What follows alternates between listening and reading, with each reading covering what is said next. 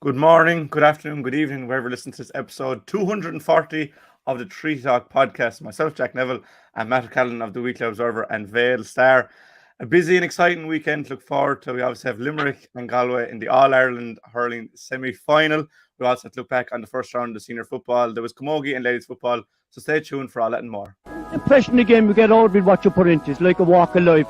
If you're good enough, go out and get it, no more about it. Not so much control in the centre of the field from Kilkenny as Richie Bennett sends it high and over the bar. Your mother sends you down to the shop for a pound's worth of goods and she gives you 50 pence. You can't get the pound's worth of goods, can you?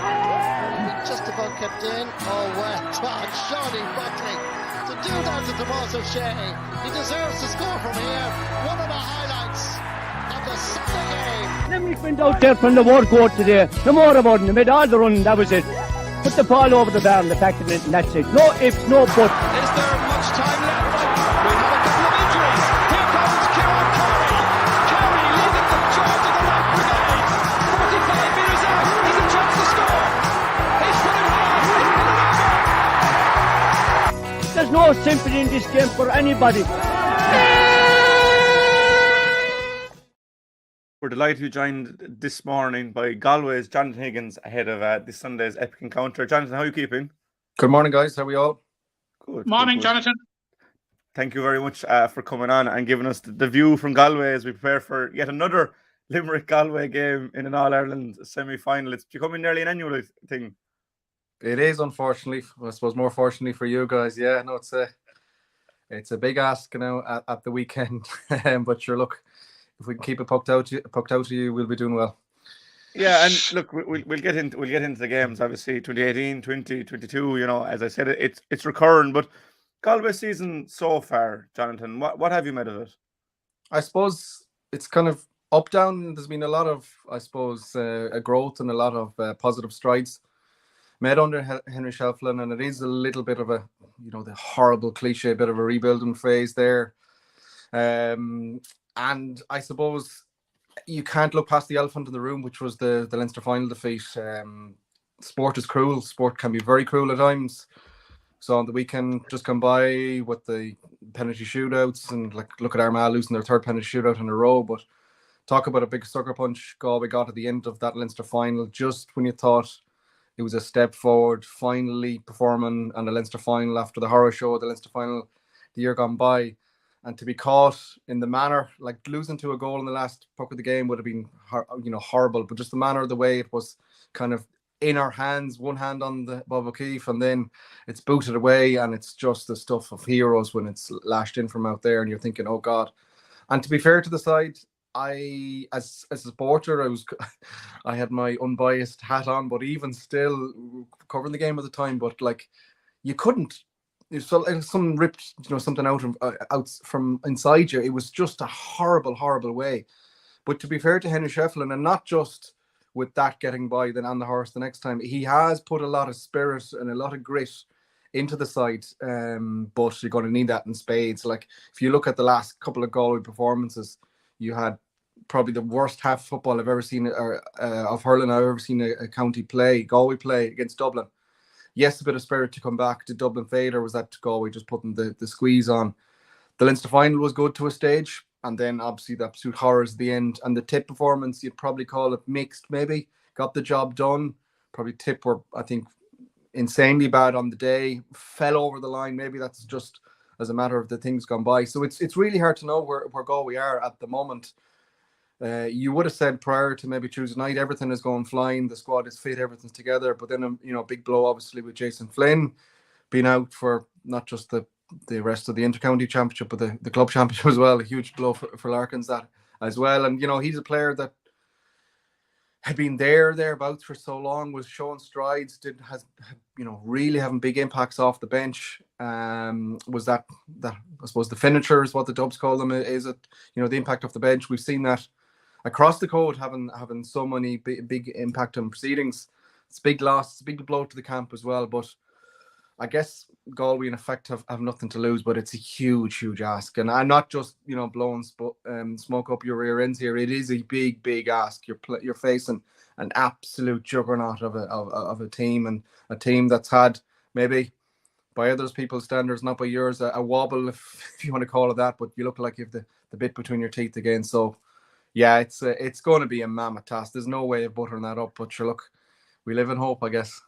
Yeah, and I suppose it's interesting the two teams coming into. You kind of briefly mentioned about Limerick; they're not at their best, and Galway aren't at their best. Is it better for Galway that they're coming in kind of slightly more under the radar? Because ever since 18, I suppose we have considered Galway the team that would match up best with Limerick in terms of physicality and power like that. And Limerick would have been really up for Galway in 18, obviously not our final, but in 20 and last year as well, as a real team that could challenge them. Whereas they're coming under the radar this year.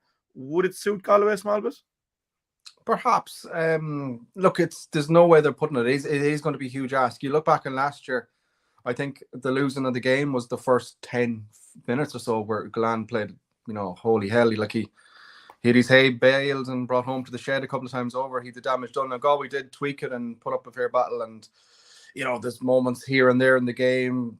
You put on the extreme maroon tinted glasses. You're wondering, is there a Hawkeye point here and there? But like the reality is, Limerick were too good on the day, and you can't allow a player like that. Like I wasn't working that day. I was sat in just Lower Hogan, and like he just ran in that corner and ran amok.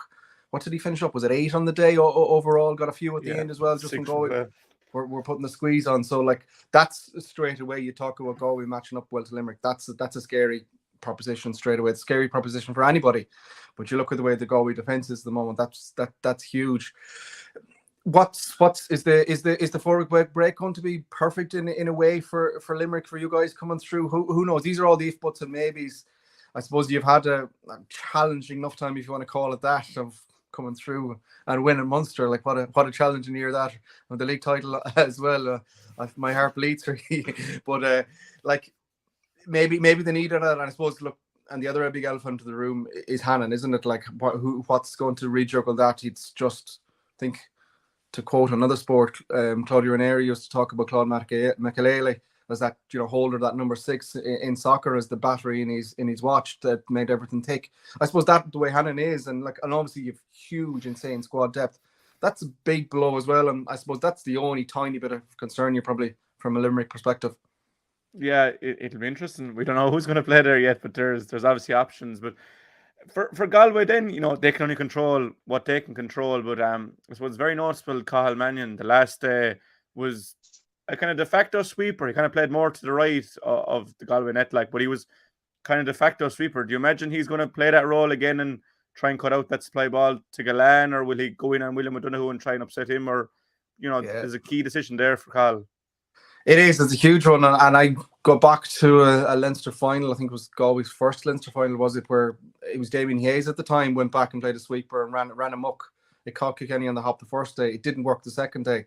Can you really afford to play a sweeper against this Limerick side? I don't know. The surprise element is definitely gone as well. You throw that into the situation. Look, there's obviously going to have to be some sort of defensive cover. I spoke about Galan, and look, he's just one of many forwards there that need to be kept. I think it's that balancing act really between getting your matchups right, altering to play this absolute juggernaut, but not moving away from your principles and not hindering your own game as much. Because I think if you sit back against Limerick, you're just going to puck it over. Burns and all the caveats are just going to put it over from long distance. So you can't do that.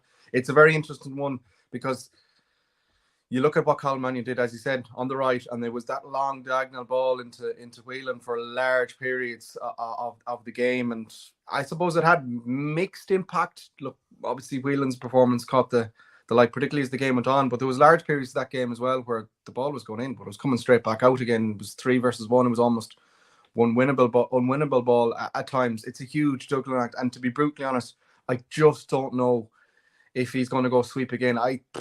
If I put me on the spot, I'd probably say no. I think he will push up and try and squeeze Limerick higher up the pitch, but it's a huge decision, isn't it? Yeah, and there's more decisions like that, and you spoke about not going away too much from what has got you to this point so far. But last year Dahi Burke was the man with Galan, and he's done well in Ireland in the past. And Aaron just said to her like last year, but Dahi's gone out to 6 now, and Gerard McInerney's back in 3. Who do you see as the man to take Galan, I suppose, is the question, or is it going to be multiple people? I think it has to be multiple people, but he is a player that needs to be tagged. And if you want to watch the first 10 minutes of last year's game, you'll know why the damage that he did. He put what was not unexpected, but that performance from Galway, I think might have caught a lot of people on the hop. Maybe they gave Limerick a better game than many people expected last year. Look, he's just such a dangerous player. Like, since he's come back in the scene again this year, it's really so hard to know what way you go with it. Like the 3-6 switch with 𝘕 and 𝘕𝘰𝘦𝘭𝘴, maybe it's definitely worked. I think there's an element of necessity as well. I think, with the greatest respect, 𝘕𝘰𝘦𝘭𝘴's legs are slowing down a tad, so I think being in a 3 is closer to home, is suiting him a bit more. At the same time, I don't think you can leave him on Gillane. I think that's a recipe for disaster. He's too quick. He's too much pace.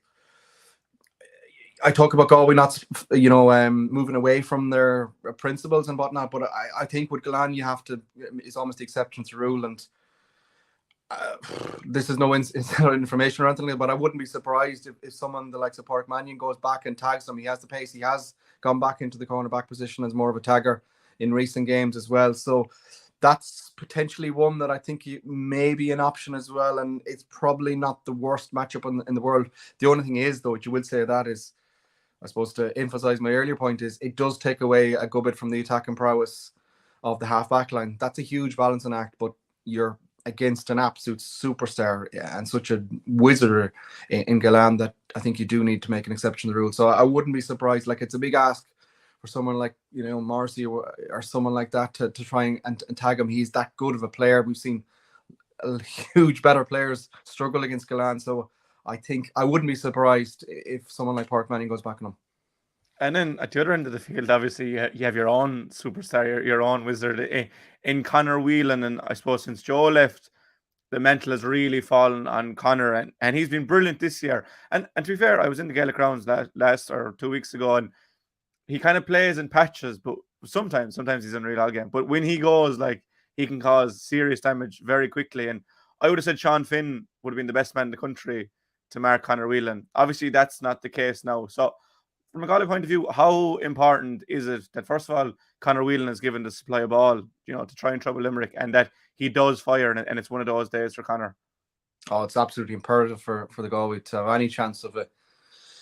Any chance of in the game at all. Like, he is the player that makes Galway tick. There's no other way about it. He is the go-to guy, whatever sort of description you want to put on the word. He makes Galway tick. At times, he's almost like the one-man warrior up there.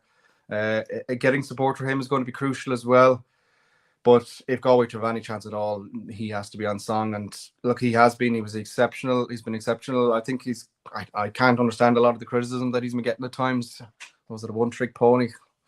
It's not bad now. I'd have to say he is key for Galway. And I suppose if you're the flip side of that is, if you're Canarkin, your Kiley, and all the backroom staff, they are going to be going not just how do we mark him, but how do we stop the supply coming in.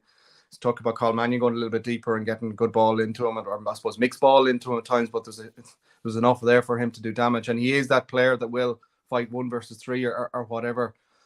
And he's so good winning that dirty ball. He is so crucial to Galway, and getting that right and getting him into space will, if Galway to have any chance in the game at all, is key. And yeah, a lot could decide from the Galway attacking perspective how that is managed on both ends, I guess. Yeah, he's some player. Matt, I'll throw over to you there for a second. Yeah, Jonathan, just listening to you there, I think you're doing an excellent job in playing down Galway's chances, which I wouldn't agree totally with you at all. But look, there has been a narrative going on all this summer and during the duration of the championship about the difference in intensity and between the Munster and Leinster championships. Where are you on that? Right. I've been lucky enough to have been down, covered a lot of the Munster Championship games. They have been enthralling. There's no other way of putting it. And I think if you put the contests of the two side by side, look, I think it's even impossible to try and compare the two at times. You don't have the deadwood, with the greatest respect, that you do have in Leinster. Maybe aside from the Leinster final, was there a good comparative game in Leinster? It's hard to think back. I can think of 4 or 5 games at the top of my head straight away that were absolutely enthralling in the Munster Championship. maybe that's to the detriment of some of the teams. By the time they come out, they're half jaded, or they've gone through the ringer a lot more. It's very hard to compare the two, I think, on a whole. But I think the top of Leinster and the top of Munster are probably side by side. It's just the overall quality that you have in the Munster Championship is night and day compared to what you have in the Leinster Championship. And look, I think the volume of games and the volume of quality games, like that Clare Limerick game, was insane at the start of the year. Oh God, Clare Waterford was enthralling for many other aspects, maybe off the pitch as well, but it added a different aura. So many games were enthralling. The Munster final was enthralling. There's just, you have so many teams, and I think also as well as the flip side of what we kind of described there with the quality, or the more of a competitive nature in terms of the spread of counties in Munster, means that teams have to peak a little bit earlier. I think Galway and Kilkenny, again, with the greatest respect, can probably alter their training load a little bit, so they don't need to peak as early in the year, and maybe those performances then are that you're seeing are kind of abated by a lot of running in the legs. That maybe the players are a little bit under the weather and from a fitness perspective, whereas in Munster you don't have that luxury. You have to go flat to the mat straight away, so I think that distorts it as well. But what are we, 2-2 overall? I think maybe there's an argument to be made that the likes of Cork, for instance, coming out are not getting the same opportunity they might have had at Leinster. But look, it adds to the spectacle. I think Leinster is a sticky spot, and I don't think it's helped either by the structure, without going too deep in it. The fact that you have the Joe McDonagh teams coming in for a trim, and you compare them what you've witnessed prior to that. Look, that's probably a different conversation. But I suppose in a long-winded way, the competitive nature on a start straight away. But I think hopefully we'll see that the top of the top is hopefully on a competitive edge, and hopefully we'll see that over the weekend's games. Yeah. Now, I know, and it's universally agreed that the Galway-Tipperary game was a very, very poor game. But in the context of Galway's season, how important was it to dust down after the disappointment of the Leinster final? I thought it was a tremendous turnaround on the part of Galway, because it's not just losing the Leinster final, but the circumstances of losing the Leinster final must be absolutely morale shattering. Oh, absolutely. I don't think there's enough words in the dictionary to describe just how soul-destroying that was. And I think the players are probably still not over it. How can you get over a situation like that? It's at your grasp. You've got the right end of an absolute helter-skelter game, and then to lose it in that manner, it's just cruel beyond cruel. You are right, though. I think had Galway lost and be out of the championship the next time around, would have been soul-destroying. But to lose it to Tipperary as well, and the local rivalry and everything that goes with that as well, would have just made it I was about to say a long winter. We're still a bit to go. I'm still in the old calendar mindset, but there would have been a lot of question marks asked of where Galway are at the moment, where they are under Helen Shefflin at the moment. But the one thing that Shefflin has instilled in the Galway side is that bit of bite, that bit of character. And unfortunately, we've had to see it a couple of times around this year, in the fact that, had such a horror show against Dublin, but came back. Had such a horror show in the end of the Leinster final, but came back. So that he has installed that bit of grit and that never say die attitude, I suppose maybe akin to his Kilkenny days. And you have seen little flashes of that, where Tipperary had moments in the game and Galway responded quickly, just like his great Kilkenny teams that he played on did. So there is an element of that being rubbed off, and people ask about the impact that he has made in the setup, and that's a very tangible thing straight away. But we're going to need that more bucket loads at the weekend. Limerick have had a 4-week break, and it proved in the past, to be a bit of a poison chalice for teams that, the teams that were active, seem to make hay sort of on it. But possibly the 4-week break for Limerick on this occasion might be welcome, insofar as that we knew from early on after the Clare game that Declan Hannon was going to be out, and I suppose it gave John Kiley and Paul Kinnerk that extra 1 or 2 weeks that were necessary probably to regroup, because it's going to be a reshaped defence from the defence that you faced last year, Jonathan. Like if you have a four-time All-Star like Sean Finn, and if you're the most successful captain in the history of the game, missing from the defence, it's a big blow. But it certainly has given them that extra window of opportunity, sort of to get their ducks in order. Yeah, no, I agree fully with you there. And look, everyone's rightly talked about the strength in Limerick's squad and all that, but you are taking two superstars out there, and I think Hannon is more than just his hurling ability. It's the leadership. It's everything that he gives. Like, he's redefined that role, and he has been the glue of that side. Maybe he doesn't get that's my bit. He might be one of these players who people will realize just how good he is when he's not there as well. Like, he has been the constant throughout. Finn is such a colossal loss as well. But if there's any set of management, I would trust to get a rejuggle and get a tactical shape right in that period of time. And you're right. It would have been a lot more difficult had it been a week turnaround or even a 2 week turnaround. The fact that they've had the 4, and I think I read something during the week where Kylie said, look, this is what we're used to now, this 4 week turnaround. We know how to get things right. But it is. What was it? I was trying to think back there. Was it in the league game down in Páirc Uí Chaoimh in the league final against Kilkenny? He put Morrissey back. You guys correct me if I'm wrong. I think went back and kind of filled that hole. Will he do something similar again, or will they have another bit of tactical now? So we've seen Connacht come out with the tactics board in the water, break days, and make a tweak from the sideline. So I've no doubt he will have plenty of time to rejuggle and with that week, and as you said, ample opportunity on the training ground as well. But there's certainly 2 big blows. But if there's anyone I trust to try and rejiggle it, it's those 2 boys. Over the years, Galway have become famous or notorious, if you're trying to play against them or facing them, for this one big game in the year. I remember it as far back as 1975 when they overturned Cork on a very wet day in the All-Ireland semi-final. But it seems to be a constant with Galway, and I'm convinced anyway, and I saw a lot of the Galway games this year, well, on television, but I don't think we've seen the big game yet this year. Well, from a room point of view, let's hope that is the case. Look, we are going to need that special day. They're going to need all of that in abundance. It will take something special to overturn this juggernaut. Maybe someone said to me in the past, and it's like, if you've any chance with Limerick, it's in the semi-final because you won't beat them in the final. Look, I think that's there a sort of conversation. Look, we need something special. It's not the Kerry Yarras in him or whatever you want to put with it. It would need for pretty much everything to go right from a Galway perspective to try and get it over the line. But look, are they capable of giving it a right go battle? Do I trust they'll give it a right go battle? Absolutely. It will be a step up, or maybe even a staircase up from what we've seen from Galway to date. And particularly, you talked about the Tipperary performance in terms of the spirit, in terms of the character, in terms of getting them. But look, they were extremely wasteful that day. Tipper quite poor. You got to throw in those caveats as well. If Galway play like they did against Tip, forget about it.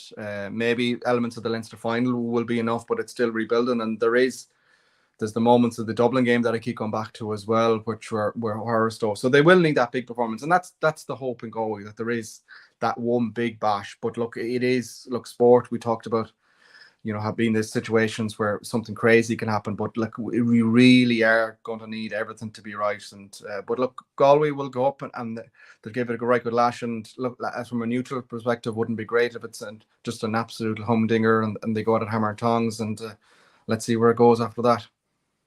Yeah. Final one from me, Jonathan. The strengths of the respective benches, and you referenced Jonathan Flynn off air there before we came on air. How important is it going to be again on Sunday? Because in my view, this is going to be a humdinger. Let's hope so. Yeah, no, absolutely is. It has the potential there if both teams go at it, and I'm sure they will. Yeah, Jay O'Flynn is a huge loss. He had been quite effective off the bench, and that is, you see, Shefflin isn't afraid to go to his bench, and you just look back to the last couple of games where there's been big impacts, like back that Dublin game. I think Jack Grealish came off the bench and had a big impact, and you've seen a lot of that, of course, more than yourselves as well, with the impact of the bench, because it is, hammer and tongs for 30-40 minutes maybe, and then you need 20 minutes from someone else to keep the tempo going. It's going to be a big, wide open Croke Park, all the cliches in the world, but it is energy sapping. It'll be emotive. So they will need to impact on the bench. So that is a huge loss for Galway. We've seen Glennon as another player that's been kind of in and out of starting / coming off the bench and having an impact.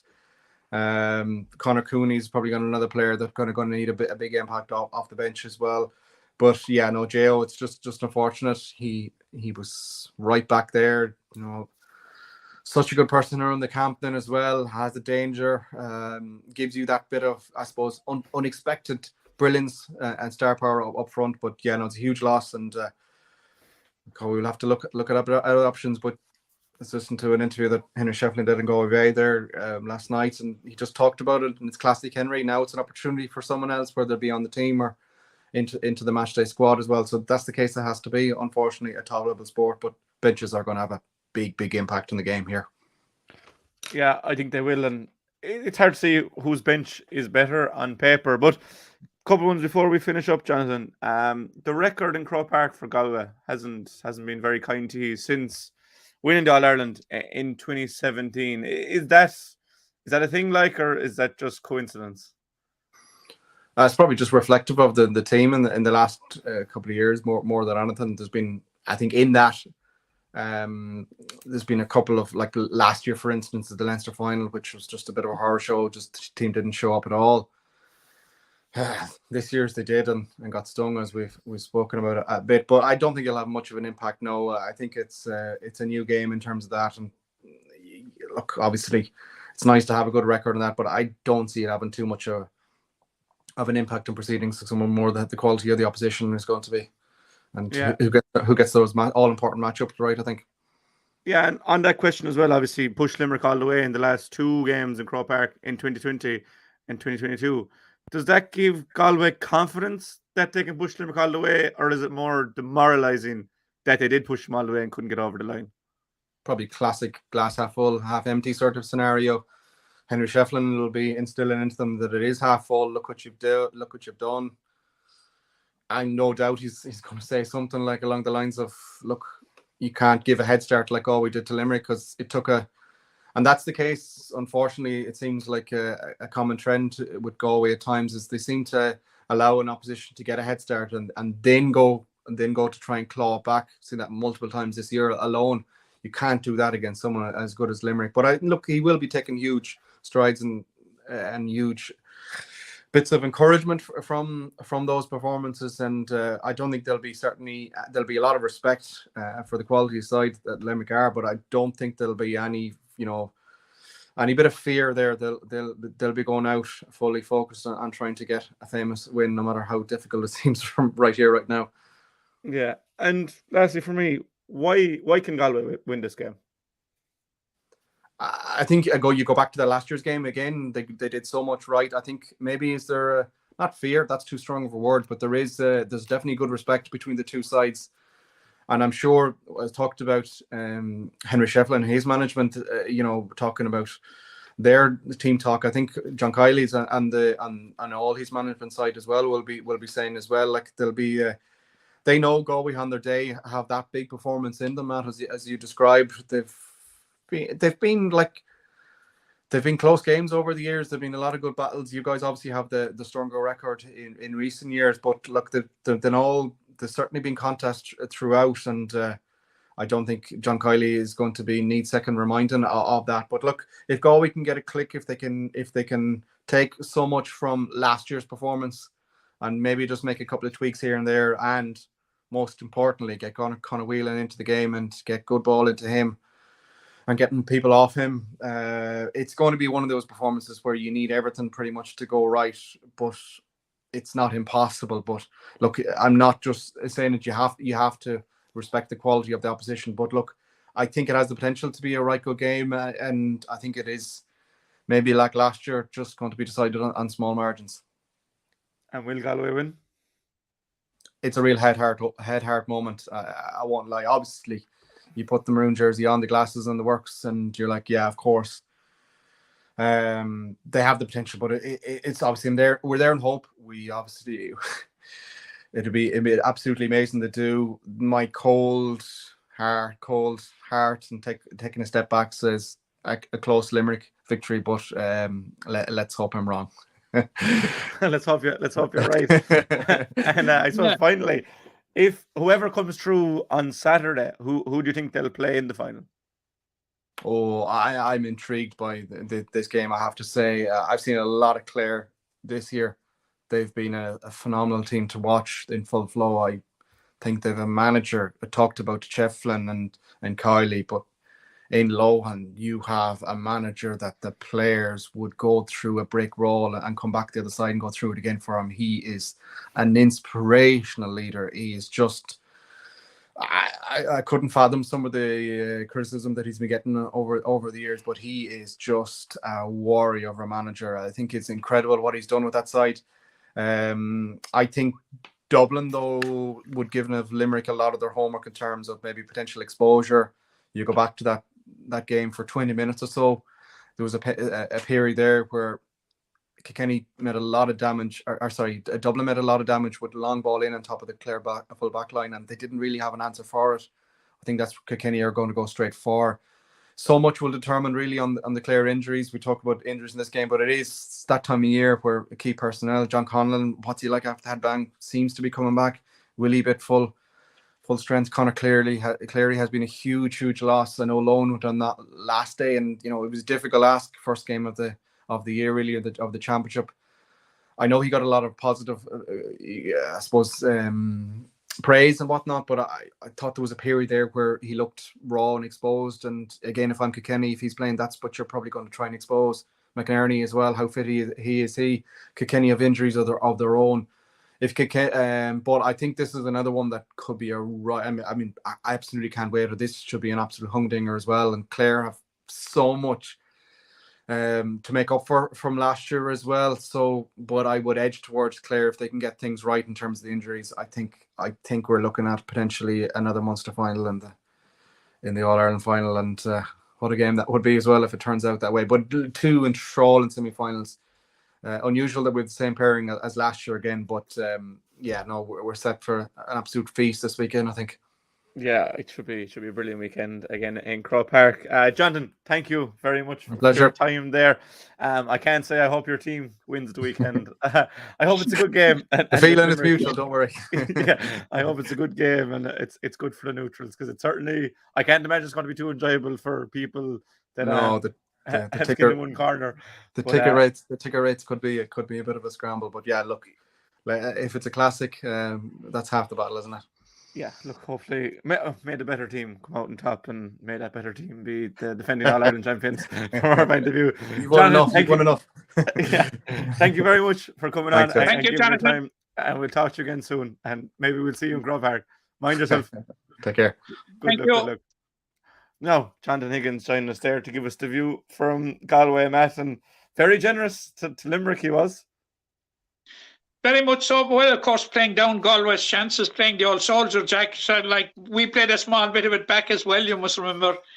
We didn't let it go with him in that regard. So it's something you tend to do, because in case you'd have a copious amount of egg in your face after the game. So, yeah, but I'm of the opinion, and I've said to you right from the start when we previewed the championship, that I feared Galway.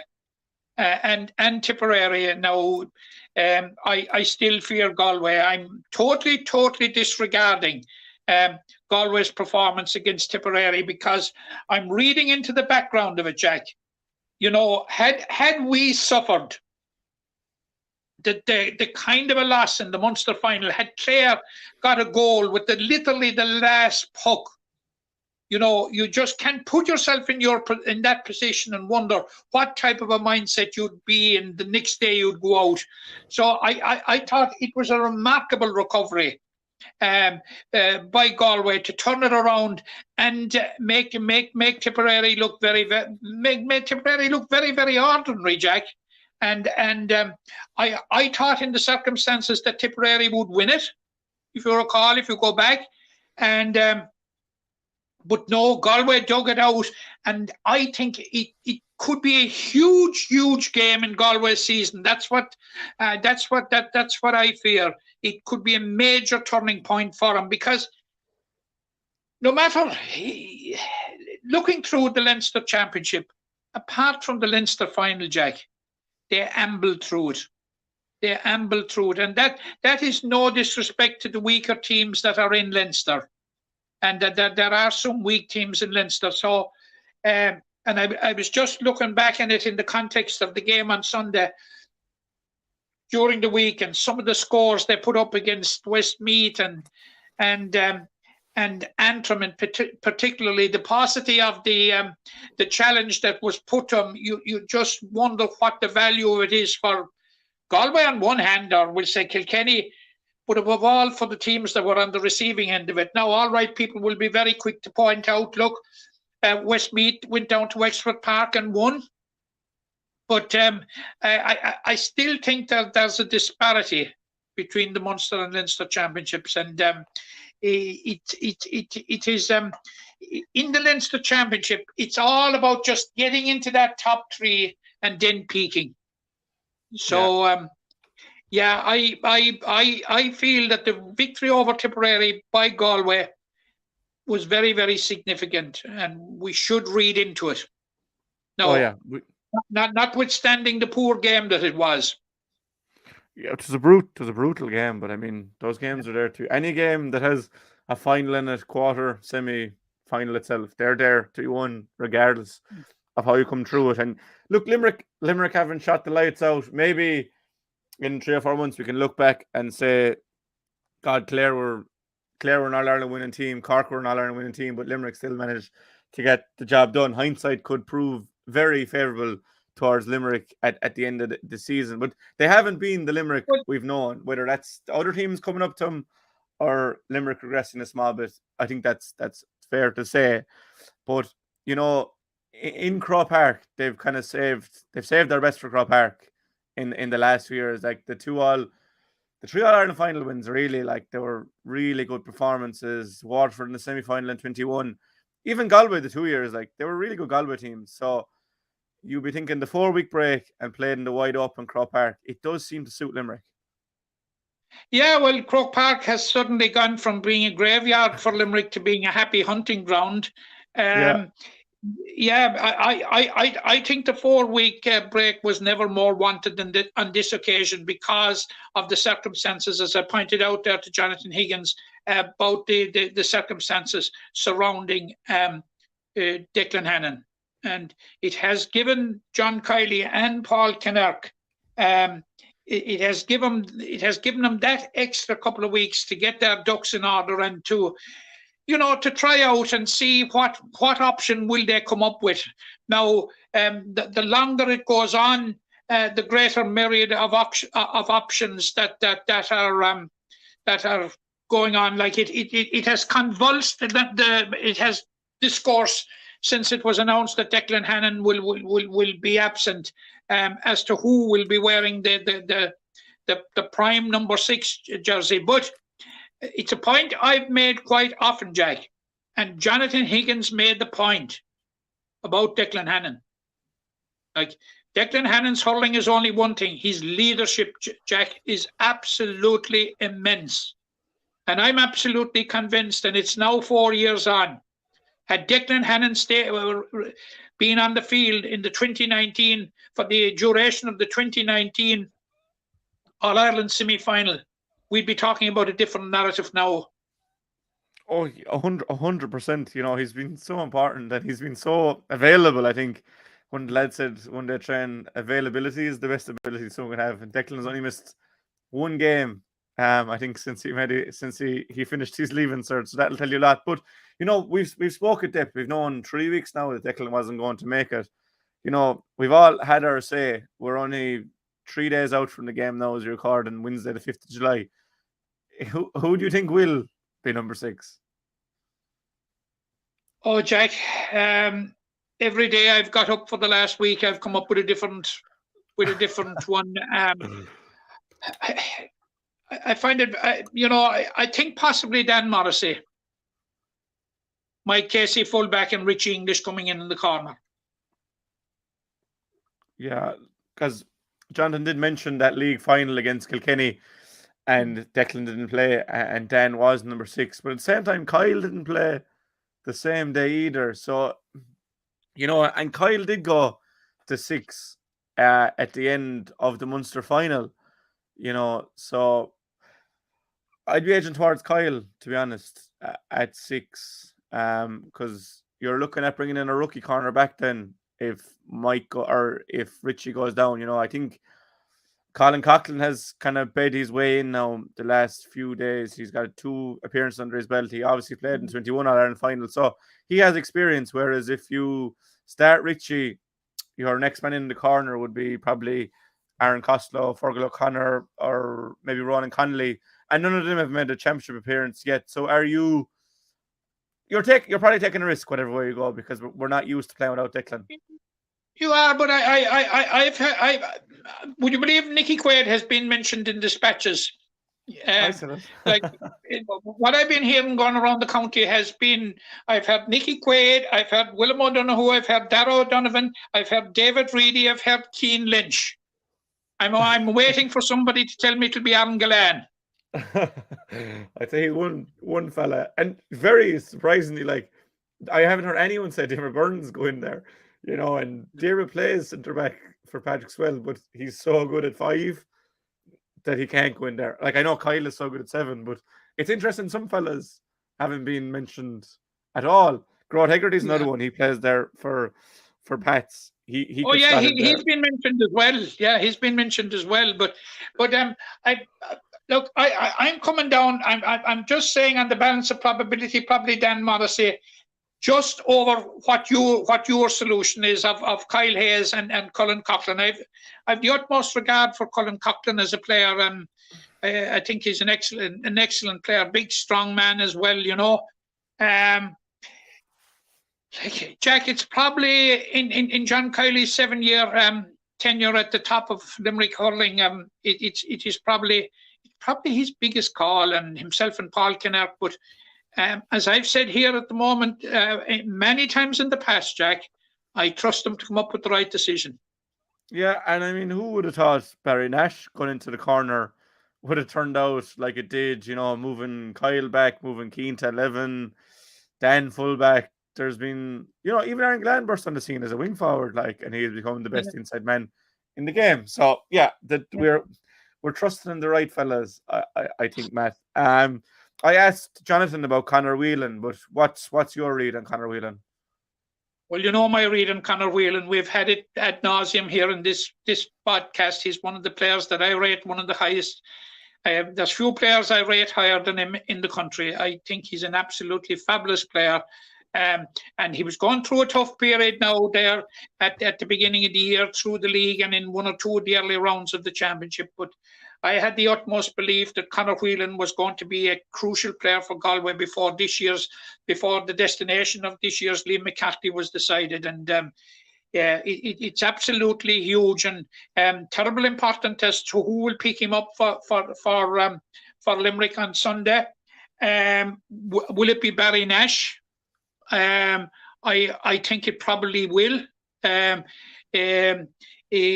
Normally you would say that it would be Sean Finn if Sean was playing, but I think it will probably be Barry Nash. But just as it is important for Galway as to who picks up Aaron Gillane, from a Limerick point of view, it's just as important also as to who will pick up Conor Whelan. 100%. Absolutely two stellar stars that are hurling stars that can, potential match winners, both of them.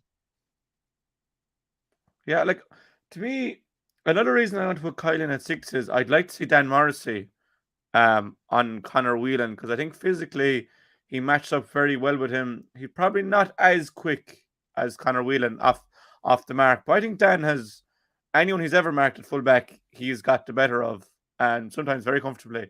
So I think he's the next best option.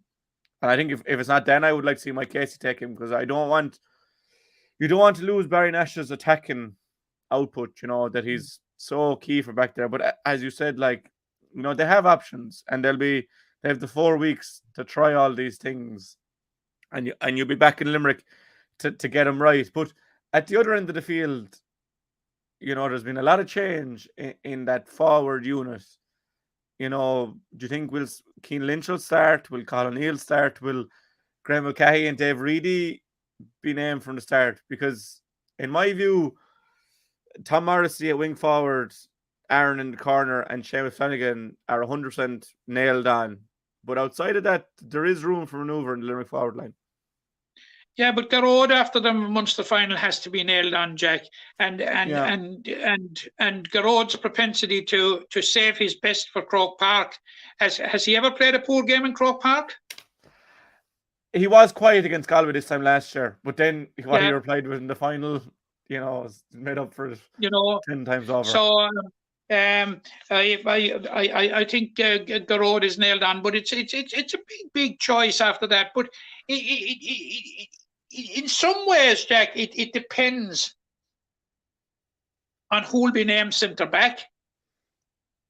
Were one of the midfielders to be called back to centre back?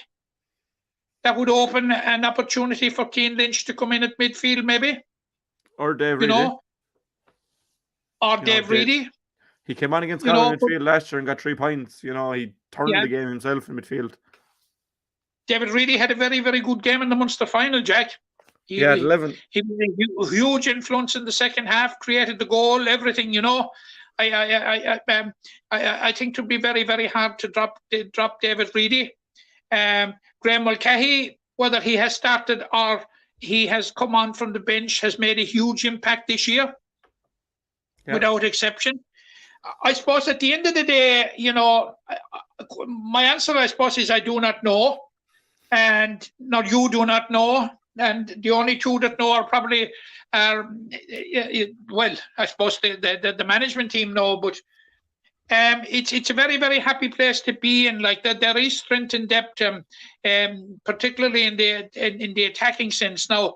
And plus, you have Conor Boylan also there to come off the bench, who has never left the side down. Adam English. Adam English. We saw his cameo appearance in the Munster final. So, and we didn't mention Shane O'Brien at all. Yeah. So, I really don't know. And as I said to you, I've said to you a number of times in the past, it's above my pay scale to pick the team now. Oh yeah. Well, I'd have Garrod wing forward every day of the week. I'm just saying those other 3 lads I named, Gillan, Flanagan, and Morrissey, have been really good all year, and they're shoo-ins. Garrod has probably been a bit patchy, and Keane has obviously injured. But if they're fit, you start Keane and Garrod every day of the week, and then you shuffle things around as need be. But you could see Keane in midfield. It's not the end. It's not. We haven't mentioned Peter Casey. We haven't mentioned Peter Casey. Yeah, there's so many players. And John Kiley did make a point. Was it after the Cork game, when he was questioned about his starting 15, and he did reference that it was how he had seen players in training, and that's the unseen thing that we don't know. Who's really hitting the ground in training for the last 4 weeks. So that will obviously be a consideration. Yeah, there's a lot of choices there to be made, but the right men are going to make them. I asked Jonathan, why can Galway win? Why will Limerick win, Matt? Their experience, Jack. Their experience in a word, their experience and their ability, Jack, to dig out close games. And we've seen classical examples of it this year. They were under the cosh against Waterford. They dug it out. They were they lost to Clare. They were under pressure, almost dug it out. That Seamus Flanagan goal came maybe 2 minutes too late. They'd probably have dug it out had it come a bit earlier. Dug out a good draw against Tipperary. Dug it out against Cork. Dug it out in the Munster final. This is going to be tight. Limerick are the masters of digging it out, and I think that might decide it.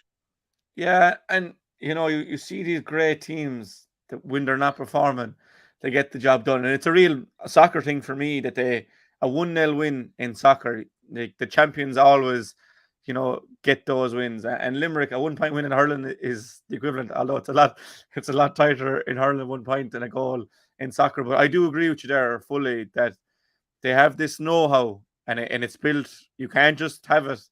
It's built through experience. And Limerick are the masters in hurling at the moment, and they know how to beat Galway. And that's why I said it to Jonathan. Is that a confidence thing for Galway, or is it demoralising that they've pushed them so close but couldn't get the win? Because it's all about winning in semi-finals, Matt. So we're both going for a Limerick win, but only just. Only just, yeah. Yeah. And the following day then, Matt, Clare versus Kilkenny. I'm going for Kilkenny. Why? Again, the experience of Croke Park, and you know, I'm sort of discounting last year's game, but an awful lot for Clare will hinge on the availability of, or otherwise, of Conor Cleary and John Conlon. Yeah. Were one or two of those to be absent, it has to be Kilkenny, I think. Yeah, and I still think Kilkenny will win, and I haven't gone from that. I thought they'd win Leinster. I thought they'd get back to the Ireland final. I thought it was going to be Limerick and Kilkenny, and I just think they're going under the radar completely because Limerick are so dominant. But I mean, they've won four Leinsters in a row, and say what you want about the Leinster round robin, because there are weak teams, but they still have had to beat Galway, or Dublin or Wexford in the final in 4 successive years, and they got to the league final. They have a good squad there. Like, Clare are going well, and Clare probably better than last year, but I still think Kilkenny are too strong for them. No, yeah, Clare have a lot of ground to make up from last year, but you're saying they're coming under the radar. We're probably, engrossed in our little bubble here of Limerick's great run, and probably semi or fully oblivious to what's happening elsewhere in the hurling world. But yes, Kilkenny are trotting along nicely, and it suits them absolutely to perfection, where we have seen the constant narrative about Limerick, and we first of all saw like that, the story started with Limerick were being unbeatable, and then it moved on to Limerick's discipline and all that hogwash, but yes, Kilkenny are moving more than ambling along now at this stage. It was typical Kilkenny to the manner in which they dug out the Leinster final win.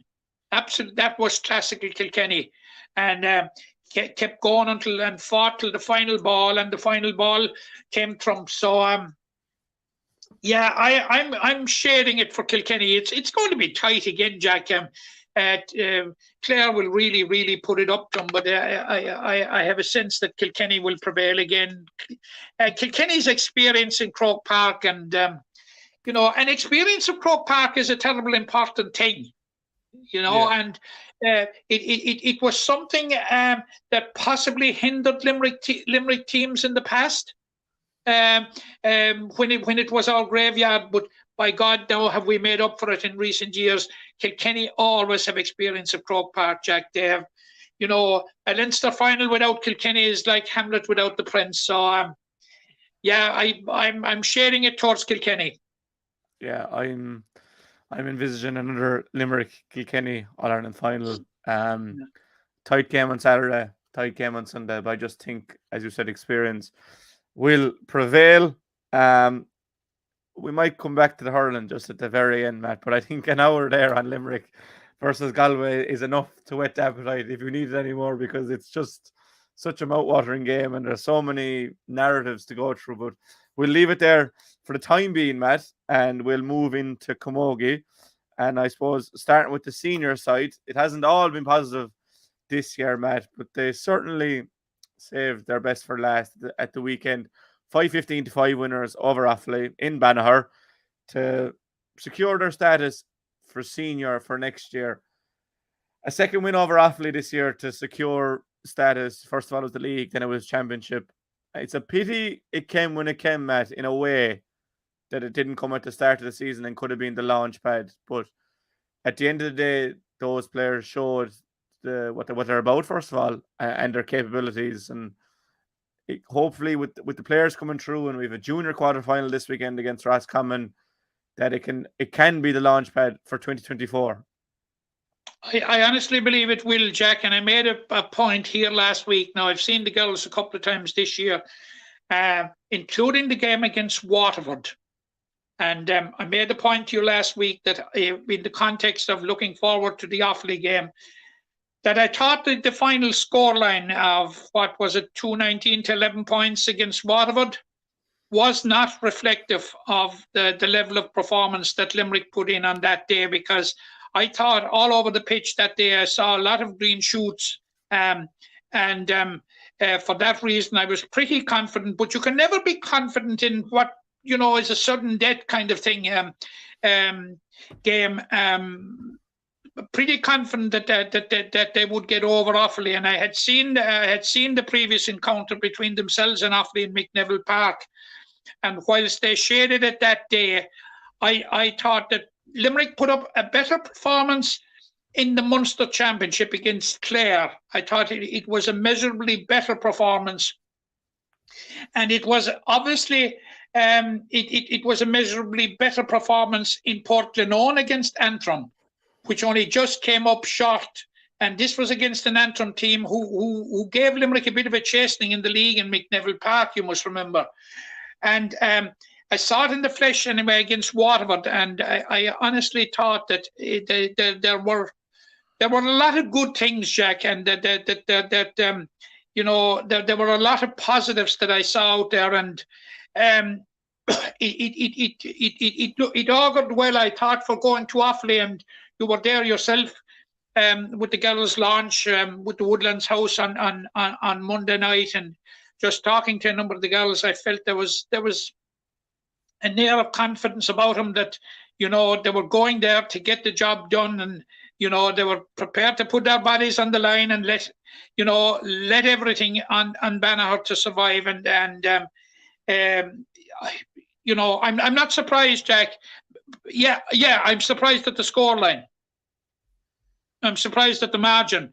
But I'm certainly not surprised that Limerick survived. I was pretty confident that it would bring down the curtain on Limerick's season on a positive note. Yeah, certainly a positive note. And this Saturday in Clane, playing Roscommon in the junior quarter-final, a good win over Mayo to get there. And David Deedy's side were up at the Woodlands as well. And we'll talk about that in a minute. But, there's a lot of those young players coming through now and starting to make their mark on that junior team. And it's one you can be confident for.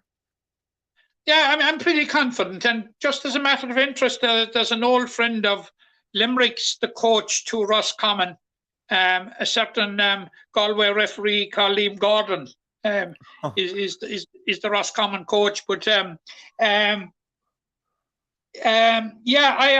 pretty confident, Jack, that David Deedy's side will make it to the semi-final. They had a good win over Offaly, big win over Offaly in the first round down in Cappamore. They then had to go to the athletic grounds in Armagh. Now, Armagh are favourites to win out the junior championship. But then again, Armagh have been favourites for the last 3 or 4 years, and that's why they're still playing junior. And they haven't delivered. And then you had a tricky make-or-break trip to Turin to play Mayo, and which they got over the line pretty comfortably there. So I would be expecting that they like Roscommon, they've got 2 wins in the league, and they got 2 wins in the group stage of in their group. I think against Louth and against Tyrone. But I'd be pretty confident that David Deedy's side would get over the line. David has done a fantastic job, Jack.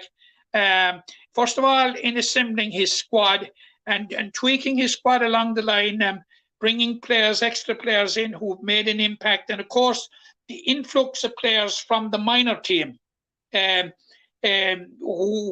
were beaten in the All-Ireland under-16 Shield final, was a major boost. 4 or 5 of those have come in and have done the job for him. So, yeah, I'm pretty hopeful, Jack, that with this week we'll be talking about Limerick in an All-Ireland semi-final. Yeah, hopefully talking about it in the semi-final, one for the hurlers and a semi-final to look forward to for the junior Camogie side.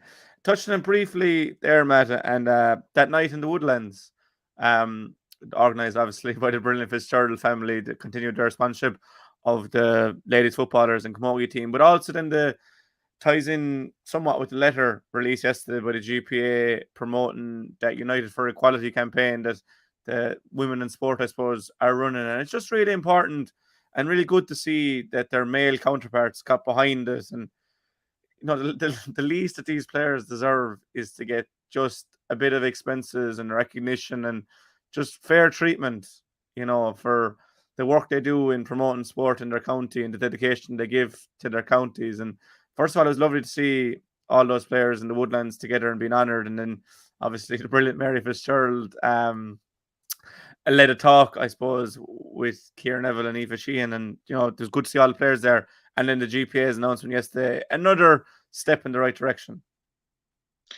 Oh yeah, Jack, absolutely. I was delighted. It was an open letter from the 68 inter-county senior captains. You probably wonder, where are we getting 68? Where are we getting them?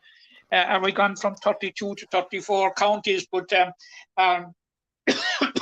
but that would include the captain of Warwickshire and the captain of London, captain of New York, and all. But that's only an aside. The nub of it, Jack, is that it is hugely important. But Jack, that was something right from the start of this campaign that I had very little doubt about, and it just has put it in a more formal footing. That the strong support that is there among their male counterparts for their campaign. And I saw the campaign at first hand on Sunday in Newcastle West when the protest took place, and the team subsequently returned to the dressing room and then came back out to play the game. So I think these girls, and I have been an advocate of this for a long time, Jack, of equality. And it is just one simple word: equality. Now, for some people, it might appear to be a dirty word, but Jack, you know, and I know the effort that these girls put in. They're exposed to the same level of injury and everything that their male counterparts are, and I'm 100% behind it. Before it became fashionable, as you probably know, I have a great love for women's sport, and great admiration for women's sport, and I've seen it firsthand, Jack. I've been to training sessions in the past, back in the time of Joe Quaid with the Limerick Camogie team. By God, Jack, the intensity and the effort being put in by these girls, like it's the equivalent to the men. Absolutely. And 100%. they've no equality in expenses, strength and conditioning, you name it, medical, on a whole array of things, Jack. Shame. It's a disgrace. And it's just time now that the respective associations wake up and smell the roses. This is not going away, nor should it. And when I got that letter yesterday and to publish, I did so with glee, because it is something that I feel very, very strong about, Jack. Yeah, and rightly so. But look, it's good to see that it's going in the right direction, and hopefully there'll be a resolution to that sooner rather than later. But staying with the ladies footballers, and they kind of had their, I won't say it's protest, because protest seems to be a bit of a dirty word, but they had their t-shirts on before the game with the Sligo players. But when the ball was thrown in, it was the Limerick ladies. They got the result 2-7 to 1-7 against Sligo to book their place in the All-Ireland semi-final with a game to spare. That game is this weekend against Down, and that'll be a straight shootout to see who tops the group. But you're smiling away there, Matt. And Sligo, after operating intermediate for the last few years, would have been seen as a very difficult task. But the 2 goals from Cathy Mee gave them a cushion that it didn't really look like losing. Now, Sligo battled hard and got their goal and things, but it's a game that Limerick showed great composure in. Yeah, Jack, I'm smiling, and I'm smiling with delight with the result, obviously. And it was a hard earn. It was a hard earn when I was at the game, and it was very, very hard. But I was saying to some of the girls after, like, that ranks up with one of the best performances by a Limerick team for quite some time, possibly since the All-Ireland final of 2018. But the odds were stacked against them. You're the Sligo team here coming, who play in Division 3 and who were down from intermediate and who were probably hurting. Yeah, look, Limerick had the breeze in the first half, and it didn't look that positive for the first 17 or 18 minutes, Jack, when I think they were possibly on level terms actually nearly, or there was only a point or two in it, and it looked as if they were not going to build a lead that was necessary. With having to face the wind in the second half. But it all turned in 3 minutes, Jack, and who else crops up with our 2018 All-Ireland winning captain, Katie Mee, and she showed all her experience for the first goal, Jack, because it was an effort from Iris Kennelly that came back off the woodwork, and Katie was first to react and bury it in the net. And 3 minutes later, she had a shot from a bit of a distance. Now, it was a powerful shot, and the goalkeeper saved it, or appeared to have saved it, but the umpire immediately went for the green flag. She obviously saved it behind the line, or had crossed the line anyway, but there seemed to be no ambiguity, no consultation whatsoever. The man on the goal flag went immediately for it. Now, it was a powerful shot, and probably the goalkeeper, I have no doubt. And that was suddenly Limerick had a 2-goal lead, and they had a 2-goal lead at half time.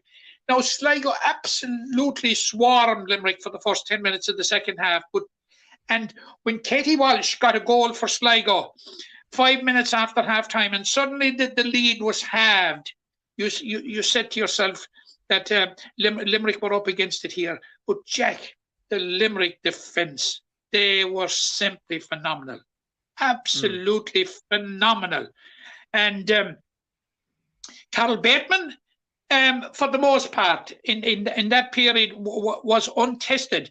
It was the Sligo goalkeeper was tested the most, because on Limerick were depending on sort of sporadic breaks. But as the game went on, in the second half went on, Limerick seemed to be more and more raising the siege and making more encroachments into the Sligo half. And Ellen Maguire in the Sligo goal made a fine save to deny Karen O'Leary a goal, which would have been game, set and match. Like, Karen was unlucky actually for 2 goals, that one and another one.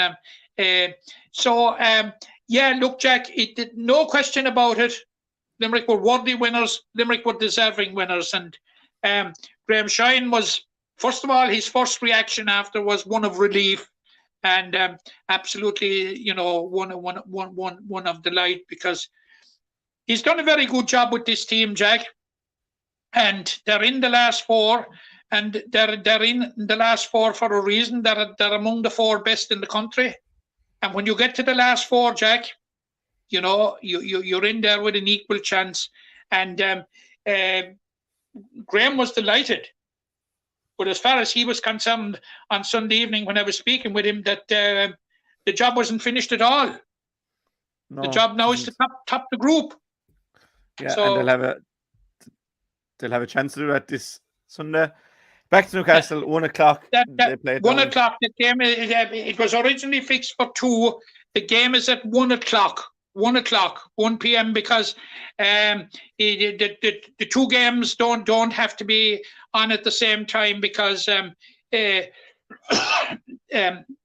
both, for the want of a better word, a dead rubber. Sligo and Kilkenny are out of it. Limerick is a dead rubber, but don't tell Graham Shine. He wouldn't agree with you. As far as he's concerned, it's full-blooded to win the game. Yeah, Limerick are true, but they'll want to finish with a win and get top place and play second in the other group. But Limerick are true, but if you can, I know it'll be a long journey to Dublin for a lot of people on Saturday, but if you can get up to Newcastle on Sunday to support the side as they aim to top the table. But the main part of the job from the group stage is done. They're into the last 4 and wishing the best of luck this Sunday, obviously, but going forward as well as they play down. But moving on, Matt, we'll keep it going. We've an hour and 10 on the clock. We also had the start of the Limerick Senior Football Championship and Intermediate and Junior Championships over the weekend. Obviously, we can't get into all of them this early. There's just too many games to go through. So just the results in the Senior Championship, Group 1. Kildimo-Pallaskenry were the big winners, 3-15 to 1-7 over Claghon. Newcastle West beat Father Casey's 3-7 to 1-11. St. Kieran's beat Ula 1-5 to 1-4. In Group 1, Matt, any major standouts? I know you would tip Claghon to get past Kildimo. They are obviously extremely good, KP. Newcastle West just shaded Casey's, and Kieran's just got over Ula. So KP, the standout team in Group 1 so far. No, you're incorrect there. I tip Kildimo-Pallaskenry by 3. Did you? I did. Look back on your notes, Jack. Let me look back at my notes. Go on in here while I look back at my notes. No, it was a standout performance, but I did qualify it by saying that you just don't know that Claghon seem from year to year to have a greater turnover than most clubs, and I think it was very much the case on Saturday evening. Was they've lost a number of players to the travel bug, I understand, and they've lost 1 or 2 more key players to injury. So that would feed into the consideration. But no doubt at all about it, Jack. There is no detracting from it. It's a very, very good start for Kildimo-Pallaskenry, because for Kildimo-Pallaskenry, like you'd have to worry about the second year syndrome.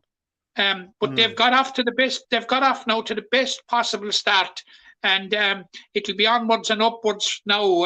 They've 2 points in the bag, and in the first round, Jack, the importance of 2 points in the bag. And I know we'll be talking about the other group in a second, when you and I are companions in distress with both our clubs losing, but yeah, a very, very good start for Kildimo-Pallaskenry and in that group. Now, I was out to see St. Kieran's and Ula on Saturday night, Jack, and first of all, it was a dreadful game. It was a very, very poor game. Sometimes you get a low-scoring game that's hugely exciting, but the scoreline here is reflective of a very poor game. Very, very disappointed with St. Kieran's performance. I had expected more from them in that they had won the league the week before. I'm impressed enough with the Ula performance. I'd seen them earlier in the year in the league. And, you to a certain degree, Jack, you've got to discount what you see in the league. And I think that was brought home. It was a much more promising Ula performance. And what really disappointed me, Jack, with St. Kieran's mainly was Ula were reduced to 14 players after 20 minutes. And they sort of did not drive on. They did not drive on. They were constantly going laterally, going backwards. But now, in fairness, Ula funneled practically the whole 13 outfield players behind the ball, and it certainly didn't make for a spectacle. And when in one sporadic break, when Ula broke, Mikey O'Brien was upended going through, and Jack Downey buried the ball in the net from the resultant penalty. Now Mikey was captain of Ula, and he started very well, and he got a couple of points in the first 20 minutes, or he got a point in the first 20 minutes, and he got a point again after half time. But had Ula been able to allow him stay at full forward, he was causing St. Kieran's a lot of problems, but he had to drop back when they were down to 14 players. But overall, it was a poor game. Disappointing result from St. Kieran's, and I think you will see a much, much, much better St. Kieran's team when they faced Newcastle West at the weekend. Now, a bit of a worry for St. Kieran's right at the end. In injury time, John Hayes limped off. And you just wonder how serious that injury will be with a quick turnaround. He was clearly limping and he coming off the field. Now, Ula faced Kildimo Pallaskenry at this weekend, and Ula not a bad side, Jack. Of course, Josh Ryan is a huge loss to Ula. An absolutely massive loss. And of course, they had lost Alan Daly, and Alan Daly was playing with St. Kieran's. He got a couple of points, but he was well policed by Paddy Downey. But two interesting games. Ula faced Kildimo, and St. Kieran's faced Newcastle West, and I think it'll be a different St. Kieran's team. You will see. It just didn't happen for them on the day. And as I said, their propensity to continue to keep going across the field and sometimes going backwards. I didn't think they were adventurous enough to try and break down Ula, who had so many players funneled behind the ball. Now, the other game was the big one between Father Casey's and Newcastle West. And, of course, as champions, like you're there to be shot down. And as far as Newcastle West are concerned, it will be job done. Now, very interestingly, Jack, I was looking at the Father Casey's line-out. And there's a lot gone. It bears scant resemblance to the side that we thought were going to challenge for honours this year. Like, the Cormac Roaches, the Adrian Enrights. I didn't see Fikra Cotter's name there. The corner forward, Robert O'Brien, is it? Rory O'Brien. Huge names gone. Still in all, they really put it up to Newcastle West. But why should we be surprised at that, Jack? Elia O'Riordan, another. Why should we be surprised with the amount of success that they have at underage level, that they have a pool of talent? But it's one thing to have the pool of talent, but when it's been siphoned off at the other end, it can be very, very challenging. Now, so they're in action again this weekend when they will be playing Claghon. And no disrespect to Claghon, but it probably is an opportunity for Casey's to get the tram back on the rails, as it were. Yeah, look, we'll get into the prediction. We'll get into how we think the games will go into predictions, but just on the recap, looking through the team now. Obviously, Newcastle without Cian Sheehan as well. We kind of anticipated that, but looking at Casey's lineup, as you said, there was. You wouldn't recognise a lot of the names, but obviously there are lads that have played underage and have come through and give it their all. And as you said, Claghon would be a challenge that they probably are more equipped for going into this weekend. But just round one, if you want to go, you might be able to fill me in on something there on Casey's, Jack, before you go from it. Martin Coughlin came on as a sub. I'm just wondering, is that the soccer player that played first of all with Cove, then moved to Treaty, and just 2 weeks ago has moved to Kerry? I don't know. Well, if he's played with Treaty and Kerry, there's a strong chance that he's some sort of Abbeyfield links. Martin Coughlin is a native of Abbeyfield. The soccer player there's no doubt about it. He's a native of Abbeyfield. I can't imagine he'd be allowed to play soccer and football at the same time, but I can't enlighten you on that one. We'll find out for next week. If anyone watching knows, they might just leave it in the comments there. But Group 2, Round 1, and we'll get the bad results out of the way for us so far. The Piercing 2-8-7 against Ballysteen, Galty Gales 14-110 against Ballylanders, and Adair were 1 point winners over Monaleen. You were in Kilfinnan on Friday night. In the wind and the rain. I was there as well in the far side, and Galty probably deserved to win, but Bally did enough to win it with that goal from Jimmy Barry Murphy. But then the Child's brother really stood up when it was counted. Quick summary of the game. I think, Jack, you've summed it up. I think you've summed it up. For most of the game, the Gaels looked most likely winners. They had a narrow lead at half-time, and you said to yourself, Bally turning over with the breeze, that this wouldn't be enough. But the Gaels dug in, and they actually had extended their lead at one stage during the second half. And then Bally got that spurt with 5 minutes to go. I thought Danny Froome was in absolutely outstanding form. He ended up with 5 points from play. And he was the architect of the goal for Jimmy Barry Murphy. And suddenly you said to yourself, this game has swung now definitely in Ballylander's favour. And when Kieran Kelly knocked over a point on the hour to make it a 2-point game, it looked as if there was no way back other than a goal for Galtee Gaels. And at that stage, Ballylanders were actually dominating in the play, Jack.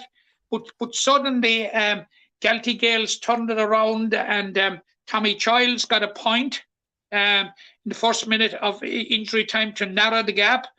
Rob Childs got a point a minute later from a mark, and then a minute and a half later, Tommy came up with what in the context of the group, Jack, is going to be a priceless winner. Yeah, I mean, you will remember here last week when you asked me the players that I would like to see. Who would I think I'd be looking forward to seeing in the championship? I did mention Tommy Childs, and I think you saw it firsthand why. 2 huge scores down the end, and the mark. Now, when you hear a mark, you think, "Oh, it's just a free," but the catch from Robbie, like it must have been 7 or 8 feet after. Not he was 7 or 8 feet after ground, but the height of the ball must have been 7 or 8 feet. Leapt, fetched a hard angle for a free in horrible conditions, and no pressure on him. The Childs brothers really delivered big. In Clorina, very disappointing night for Ballysteen. The Piercy. No, but before you go from that now, Jack, I'm just wondering, are you up to tricks here? I have to call you out on this one. Are you building up the Gaels, knowing that Ballysteen are playing him this week? You're doing a bit of a Jonathan Higgins on it now, I think. You know, you're a good learner and a quick learner. Galtee won. That's all I can. They were good. Like they deserved to win. Like, and you, as a Ballylanders man, you'll say the same over the course of the hour.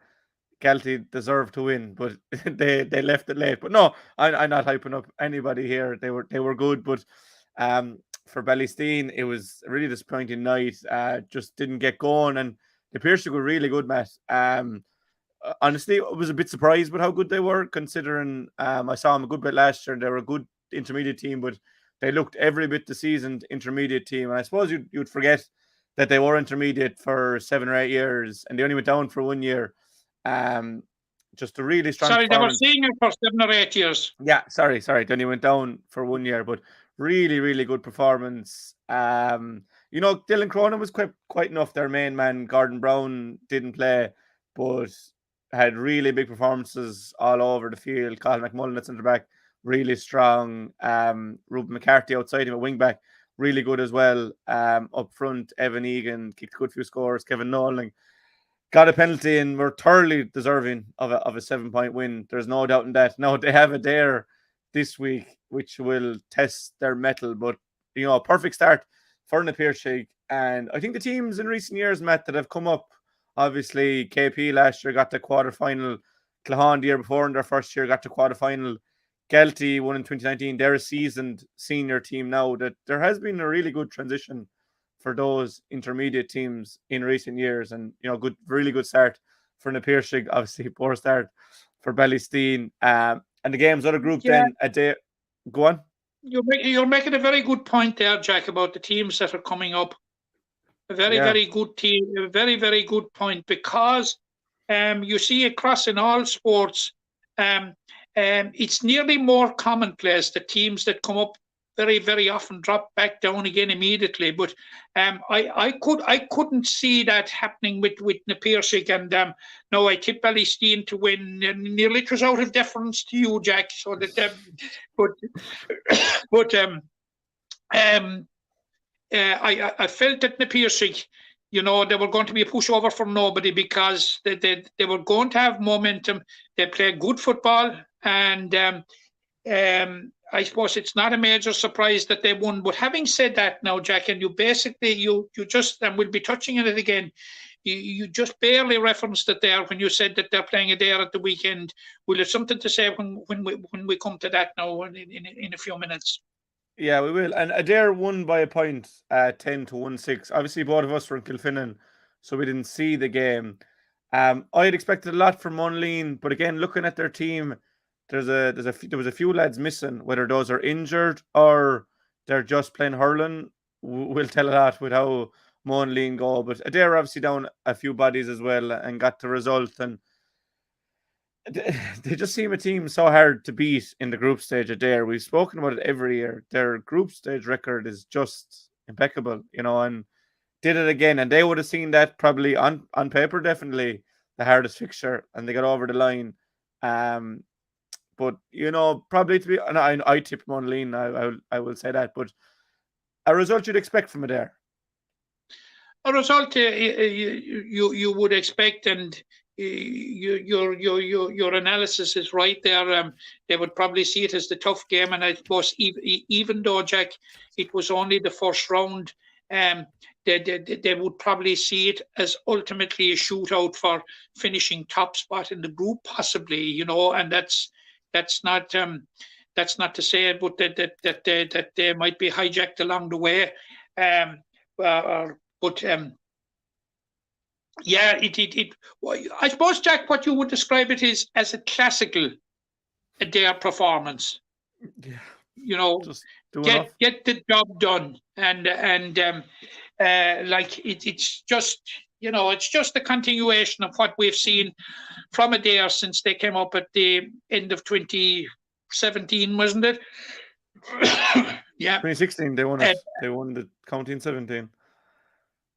So they've got to a final in every year, bar one, and that year they were beaten by Newcastle. I would say in probably 25 or so group games, they probably won 24 or so. Like, they're just very, very good in the group. As you said, classic Adair performance, get the job done, beat the big guns early, and they'll look at it as a clear path now to topping the table and a county semi-final this early in the league. But they've proven it every year that's what they can do. But we'll preview the games now, Matt, and we'll do our predictions all in one. And I was wrong. You did say KP in the first round. So all square after round one. This is how we picked. Both had Newcastle, both had Kieran's. You had Adair. We both had KP. I had Galtay. Neither of us had 𝘕𝘰𝘦𝘭𝘴 and that's it. Neither of us had 𝘕𝘰𝘦𝘭𝘴. That's the other result we're missing there. So that's round one for all. A lot to play for so far, but we'll get into the games now. I'm looking to be on parity with you, Jack. Yeah, we'll see. Well, we both backed our own and didn't get the win. So I'll be looking at your tail now for the rest of it. I don't think so. I haven't won in the 3 years, but we'll get into Matt this weekend's games, and again we'll start with round one or group one as I have them here, and you can say a bit about the games as well, because I know we haven't really previewed them because we've a long episode today. But KP versus Ula. Yeah, I agonized a bit on this one, but I'm coming down in favour of KP with the momentum of the first round win. Now, I'm also conscious of the fact that it's such an important game in the context of the group for Ula, because really, Jack, when you have 5 games in a group, there's a tendency to dismiss the importance of the first 2 rounds sometimes and say, sure, we have plenty of time with 3 games. But if you're down 4 points after 2 games, it's not a good place to be. And Kildimo will be equally saying to themselves, look, we got to the quarter-final last year with 2 points on the board. Here is an opportunity to make it 4. Because you must remember that they will be conscious of the big challenges that are going to be presented. Both teams will be conscious of it. By Father Casey's Newcastle West, and St. Kieran's, which are going to be huge games. So I'm going for Kildimo Palace Kenry by 3 points. Yeah, I do hear you with that. You don't want to be in a place where you've not won, you've a big break to come, and then you have the likes of Newcastle and Kieran's, or Newcastle and Casey's to come. But I do agree, KP seems to obviously started brilliantly. Putting up 315 in any game is a lot. To put that up in the Senior Hurling Championship, they'd be delighted. So I'm going to go KP by 4. Newcastle West versus St. Kieran's looks to be the standout tie across the entire round 2. Obviously 2 round 1 winners going against each other. And you'd say for Newcastle, they're kind of looking at this and say if they win this, they have a straightforward path to top in the table. But Kieran's will probably think likewise. But West Derbies, often conjure up their own kind of narrative. And it's been a while since Kieran's got one over on Newcastle. And I think they'll be keen to get one here. But I'll start. I think Newcastle will edge it. Kieran's edged the league final, but I think Newcastle will win here by 2. Yeah, I'm going by Newcastle as well, and you're going by 2, so I'll go by 3. But I think I'm discounting, Jack, the performance that I saw from St. Kieran's last Saturday night, because I didn't think I had seen him last year, and as I said to you, I thought I saw 2 St. Kieran's last year. I saw St. Kieran's that was very good and the St. Kieran's that was poor. I was disappointed with him, and I'd be hoping that we'd see the good St. Kieran's, and I'd be worried if John Hayes was missing. Yeah, huge player for Kieran, but they have a good squad depth there. But John is a key man on that team, and then Clahan versus Father Casey's, the only game in the Senior Championship that's on Sunday. Both teams that lost first round. Which way you seen this one going? Based on I didn't see any of the teams, Jack, but based on the first on the first round, you'd have to go with Father Casey's, and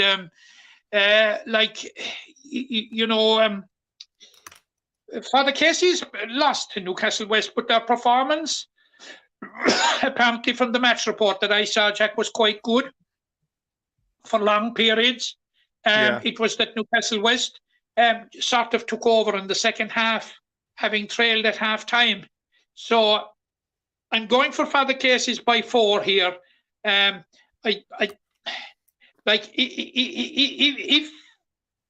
the first round, Jack, is a barometer of where Clahan are at, it's going to be a difficult year for him, I feel. It's going to be a challenging year for him, and I think Father Casey's. I think Father Casey's will get over that one, Jack. Yeah, 4. I'm going to go +5, and again, it's just going off that first round. Didn't see either team playing, but Casey's really put up to Newcastle, and I heard KP were very, very dominant against Clahan, so that's why I'm going Casey's by 5. So we're all the 2 of us are going for a KP, Newcastle West, and Casey's trio. You have I got a call during the game on Saturday, and it was pointing out to me, Jack. I was just over the road in Mungret, and the game was on Clarina, but I got a call telling me about the number of players that Clahan were down for different reasons, and for that reason, I think it's going to be challenging for him. Oh, definitely will be challenging, but you know how this championship likes to throw up a surprise or two. Into Group 2, round 1 winners, the Piershig versus Adair. I'm going to go Adair by 4. Just again, a really solid team. Very hard to break down. Know exactly what they're about. Now, I will say for the Piershig, they knew exactly what they were doing. Seemed to have the game plan drilled into them and executed it very well. But Adair is a big step up. Perennial contenders every year, and I just think they'll have too much for the Piershig. So I'm going Adair by 4. This is the intermediate champions of last year against the senior runners-up of last year. And I think this will be the real test for the Piershig as as to where they are at. I agree with you that it will be a dare, Jack, but I'm not so sure that it will be a dare by 4. I'm going a dare by 1.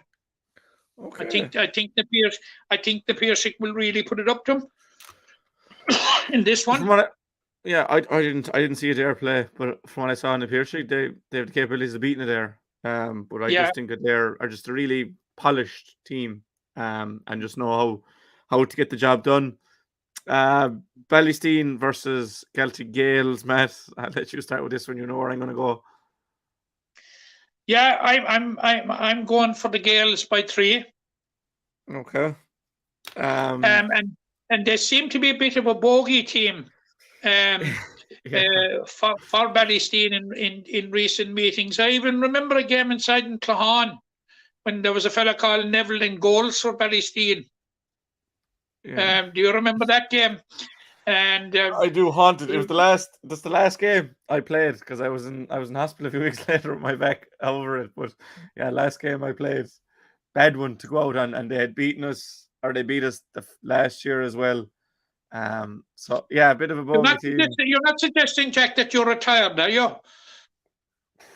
I'm not too far. I haven't played since, so that's 2 years at this stage. So I'm not far off it. But they're a really good side. Like, this isn't Kerry Yerism or anything like that. They're a really good side. But and you saw that in Kilfinnan, as did I. But I'm always gonna back my own. So I'm going Ballysteen by 3 and get the championship off the ground and get it up and running. So one of us will be wrong there.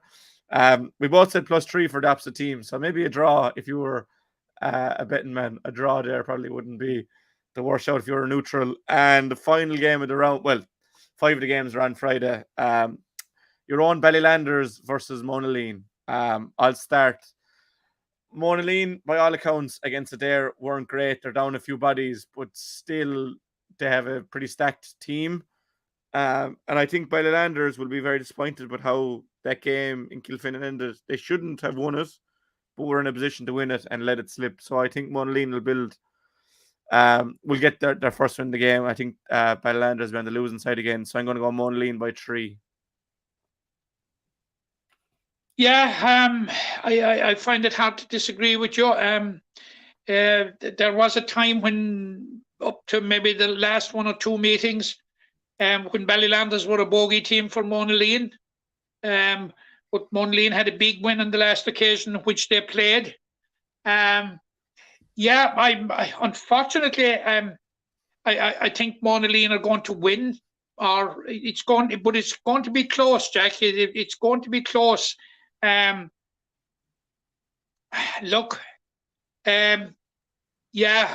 think Monaleen, but I'd say Monaleen by 2. I'd say would be the. Bally were down a couple of players last week, Jack, and the hope is that they'll be back on board this week. And there's a possibility that Brian O'Connell will be back among their ranks as well this week. So that will be a big plus for Bally. So I think Bally will probably put it up to Monaleen, but might just come up short. Yeah. So in Group 2, both said Adair, both said Monaleen. I said Ballysteen, you said Celtic Gales. So we'll see. We've gone the same way at 5 of them, and different then with 1 with ulterior motives on my end. But yeah, it was good. It was good first round, Matt. Obviously, the Intermediate Championship, Junior Championship, Premier Junior kicked off. We just don't have the time as of now when there's still inter-county action. But once the split season goes into the club side of it, we'll have plenty of time to get into all those. So best luck to all the teams in action this weekend.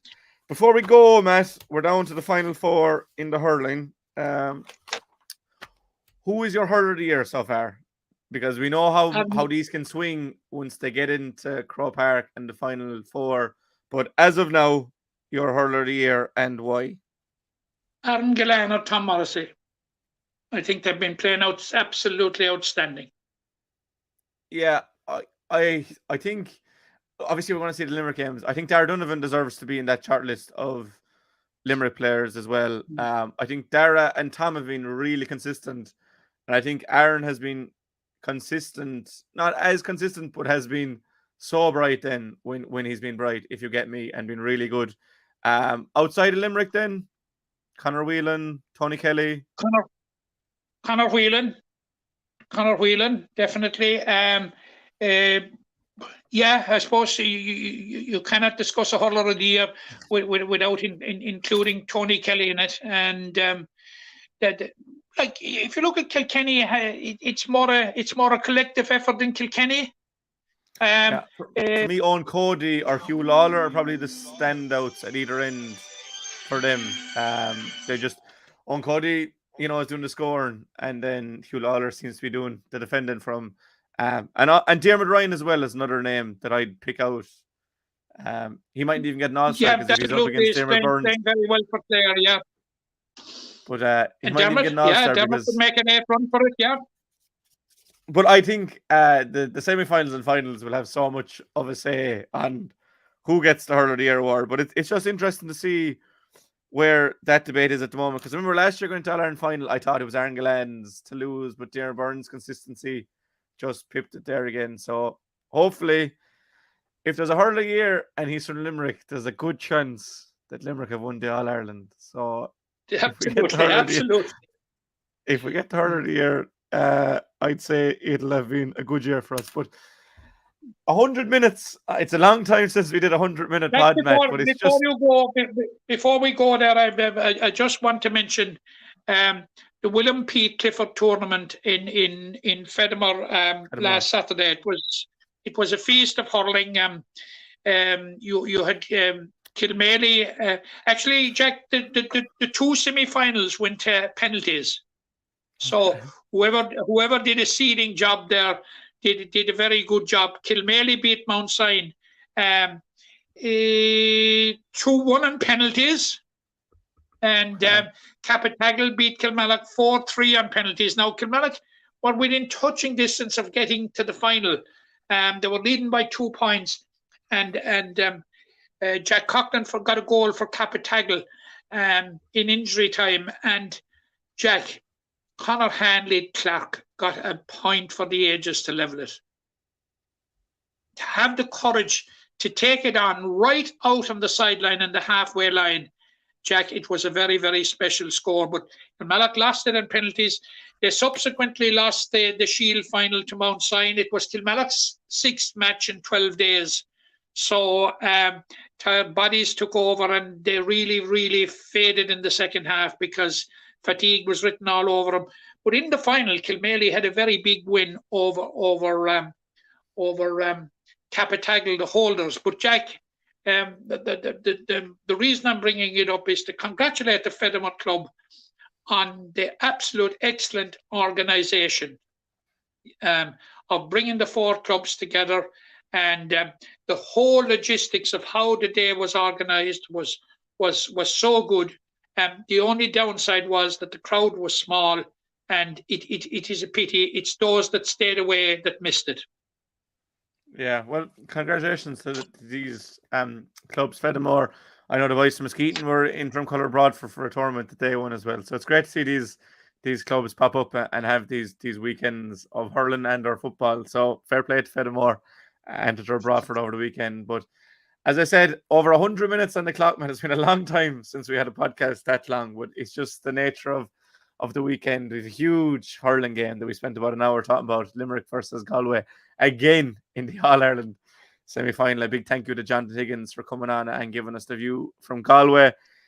Big thank you to Noel's Menswear for sponsoring the podcast and all the good work they do with us. To everyone that's watching, subscribing, liking it, the community is expanding every week. Make sure to get your comments in and we'll answer them afterwards, because we're not going live just logistically with Wi-Fi and things. It's just a bit risky, but make sure to comment in. If you're on YouTube, likes and subscribes and turn on the bell for notifications so we can grow the community. Facebook, like, share, Twitter, like, retweet. On Spotify, give us a rating and like the podcast as well. If you don't want to look at us, you can always listen to us on Spotify or SoundCloud or Apple Podcasts, wherever you get your podcast. And always thank you to Matt for your contribution. Should be a good weekend for Limerick. Hopefully we'll have an All-Ireland final. Look forward to, hopefully the ladies footballers will be top of the table with their semi-final to come, and hopefully the junior Camogie side will have an All-Ireland final semi-final to look for, or an All-Ireland semi-final to look forward to. So an hour and 45 on the clock. That's episode 240 in the books. Thank you all for watching, and we'll be in touch again soon. Thank you. Impression again, we get out with what you put into. It's like a walk of life. If you're good enough, go out and get it, no more about it. Not so much control in the centre of the field from Kilkenny as 𝘕𝘰𝘦𝘭𝘴 sends it high and over the bar. Your mother sends you down to the shop for a pound's worth of goods and she gives you 50 pence. You can't get the pound's worth of goods, can you? Just about kept in. Oh, well done, Johnny Buckley. To do that to Tomás O'Shea, he deserves to score from here. One of the highlights of the Sunday game. Limerick went out there from the word go today. No more about it. They made all the running, that was it.